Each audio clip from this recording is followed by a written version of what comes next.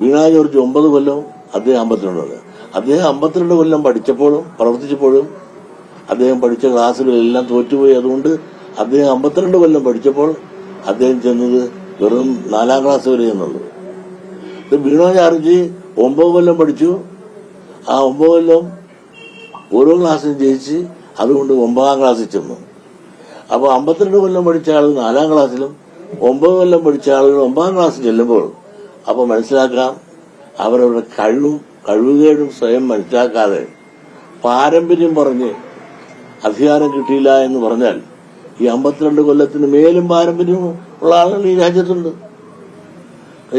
നയരേഖയെല്ലാം നല്ലതാണ്, അവതരിപ്പിച്ചതൊക്കെ നന്നായിരിക്കുന്നു, ഇതെല്ലാം പ്രായോഗിക തലത്തിൽ വന്നാൽ വളരെ നന്നായിരിക്കും. പക്ഷേ തുടക്കത്തിൽ തന്നെ ചില കല്ലുകടികൾ നമുക്ക് കണ്ടു. പത്രത്തിൽ നിങ്ങൾ ചാനലിലെല്ലാം കണ്ടു. പത്തനംതിട്ടയിലെ പത്മകുമാർ 52 കൊല്ലം പ്രവർത്തിച്ച പത്മകുമാറിന് ഭരണത്തിലുള്ള പങ്കാളിത്തം വേണ്ടത്ര ലഭിച്ചില്ല. 9 കൊല്ലം പ്രവർത്തിച്ച വീണ ജോർജിന് പരിഗണനയും കിട്ടി എന്നൊക്കെ ചില ആക്ഷേപങ്ങളും മറ്റു ചില വടക്കൻ പ്രദേശത്തുള്ളവർക്കും ചില പരിഗണനയൊക്കെ കിട്ടിയില്ല എന്നുള്ള ചെറിയ ഈ പരിഭവങ്ങളും പ്രതിഷേധങ്ങളും കണ്ടു. അതിൽ ശക്തമായ പ്രതിഷേധം കണ്ടത് പത്മകുമാറിനെ പറ്റിയാണ്. പക്ഷെ പത്മകുമാർ ഒരിക്കലും അങ്ങനെ പറയാൻ പാടില്ല. പത്മകുമാറിനെ ഈ പാർട്ടി MLA ആക്കിയിട്ടുണ്ട്. എല്ലാ സുഖങ്ങളും സൗകര്യങ്ങളും അനുഭവിക്കാനുള്ള സൗകര്യം ദേവസ്വം ബോർഡ് പ്രസിഡന്റായിരിക്കുന്ന കാലത്ത് അദ്ദേഹത്തിന് എല്ലാ സുഖങ്ങളും എല്ലാ നിലയിലും നേടാൻ ഈ ഗവൺമെന്റ് കൊടുത്തിട്ടുണ്ട്. പിന്നെ അടുത്ത ഒരു പ്രൊമോഷൻ കിട്ടിയില്ല. വീണ ജോർജ് 9 കൊല്ലവും അദ്ദേഹം 52 കൊല്ലം. അദ്ദേഹം 52 കൊല്ലം പഠിച്ചപ്പോഴും പ്രവർത്തിച്ചപ്പോഴും അദ്ദേഹം പഠിച്ച ക്ലാസ്സുകളെല്ലാം തോറ്റുപോയി. അതുകൊണ്ട് അദ്ദേഹം 52 കൊല്ലം പഠിച്ചപ്പോൾ അദ്ദേഹം ചെന്നത് വെറും 4ാം ക്ലാസ് വരെ എന്നുള്ളൂ. വീണ ജോർജ് 9 കൊല്ലം പഠിച്ചു. ആ 9 കൊല്ലം ഓരോ ക്ലാസ്സിലും ജയിച്ച് അതുകൊണ്ട് 9ാം ക്ലാസ്സിൽ ചെന്നു.